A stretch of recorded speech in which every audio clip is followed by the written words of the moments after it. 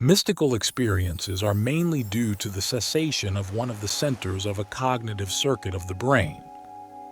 Specifically, there is a pause or significant slowdown of the default mode circuit in our mind, default mode network, DMN. The DMN circuit has three centers, one for the future, plans, anxiety, one for the past, wrongs, regret, and one for our social relationships, friends, family, anxiety. If one of these centers is deactivated, almost the entire circuit stops, and with it, the chatter of the mind. When the DMN shuts down, the brain is flooded with 20% more energy. That's how much the DMN needs to function. This unnecessary energy dissipates into the mind, and of course, activates the brain's 20 billion neurons and 50 trillion connections between them. The DMN can stop without warning, and the exact cause has not been determined. It can happen to anyone at any time. However, it most often happens when we meditate, or happens more often to those who practice spiritual disciplines. If you combine the energy from the DMN pause with the rising of the Kundalini energy, hell breaks loose. As I mentioned, this experience can happen to anyone for no reason, so I'm just sharing my experience. I do not boast that this experience makes me better than any other person. Since 1974, I have been interested in whether there is something more than what we see or what we experience. I studied philosophers, the New Testament, and other spiritual texts. But in 1987, a guru insisted that I should meditate. So I started meditating, and the strange thing is that almost immediately, the first 2 or 3 times I meditated, I had an amazing Kundalini experience. Kundalini is the most dynamic primal energy in the universe, and this energy resides structured at the base of our spine. During my Kundalini experience, I felt strong energy flows flood my body, giving me continuous and intense energy throughout the day. During this experience, the DMN, the egoic self, stops chattering incessantly, and a peace, stillness, and silence ensues in the mind. A harmonization of consciousness is experienced at a level of unified awareness and perception, with a depth of calm, joy, and euphoria. Every human being carries the Kundalini, which can be activated either unexpectedly or through conscious effort. With its activation, all energy centers develop, allowing full awareness of our consciousness and existence. In my case, my senses were heightened, and I felt amazing peace and happiness while my creativity increased. I felt as if the mysteries of the world were being revealed to me. I felt a heightened potential and a deep connection to my being and the universe. My Kundalini experience was an intense transformative journey. The sense of fullness and fulfillment I felt was unparalleled.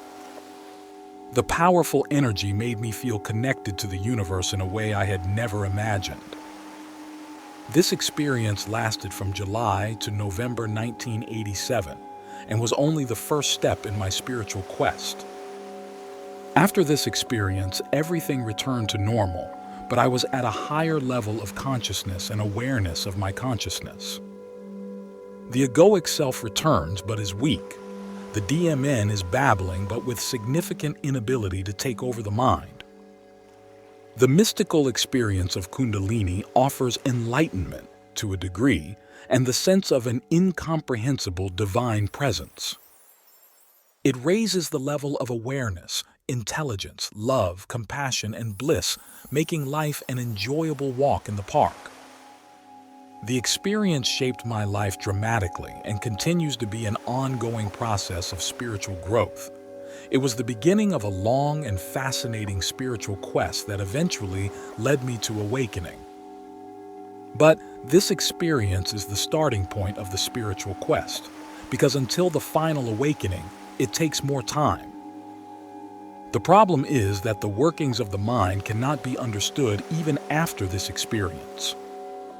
And this is because the egoic self that resides in the DMN comes back weak but persistent. And if we don't recognize it, we will continue to live in the illusion of our mind. Because of this, I had the feeling that something was missing from this experience. I didn't think I was liberated, although I felt enlightened to a point. So I continued meditating for many years, hoping and thinking that I could repeat this unforgettable experience. I thought that if I had another and greater mystical experience, that would be what would awaken me and set me free completely. And the truth is that this experience helps us to awaken, as it brings us into the present, taking us away from the incessant thinking that many of us experience from the DMN, causing us discomfort. But this or other such experiences are not enough. And they are not enough because we continue to suffer from the constant chatter of the egoic self in the DMN, because we believe that the egoic self it presents to us is our true self. This is how we believe the thoughts presented to our consciousness. The more we believe these thoughts, the stronger the DMN becomes. When the DMN is activated, and it is activated when we are resting, it throws us into a rut of selfish thoughts that result in negative emotions. But the more we meditate, the more the function of the DMN decreases because the mind gets used to staying in the present. In the present, the DMN does not work because, as we said, it is the circuit of the thoughts of the future and the past. With this data, I continued to meditate and seek liberation. I explored various methods of awakening, and despite additional mystical experiences I had, something was missing from the equation. The final awakening began in 2020 when I found a guru who taught me non-duality. This science and philosophy focuses on self-knowledge rather than the pursuit of spiritual mystical experience of enlightenment. For example, Buddhists believe that if they meditate long enough, perhaps for years, they will reach the awakening and liberation called nirvana. But non-duality teaches that awakening occurs when we let go of attachments to people, places, and objects, and realize that we are the awareness of the consciousness of our being. That is, we can awaken without the fireworks and the impressive mystical experience or persistent meditation. It is the holy trinity of awakening, Satchit Ananda, existence, consciousness, bliss. When we realize what we are, we experience and understand that we are our consciousness, and we become free. We awaken from the story and dream of the egoic self in the space of the DMN. The egoic self no longer has power because we do not believe that it is speaking to us with thoughts. Thus, it weakens every day more and more. We experience the awareness of our consciousness, and it becomes a habit to live and perceive life in the present instead of a life in the thoughts of the mind where we suffer. With this, the words of Jesus become more understandable. You will know the truth, and the truth will set you free. Pay attention to "you will learn," because what we learn becomes and is knowledge.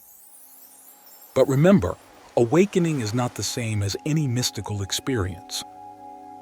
Awakening and liberation comes when we learn what we really are and when we detach from attachments to things, people, even love for relatives and places.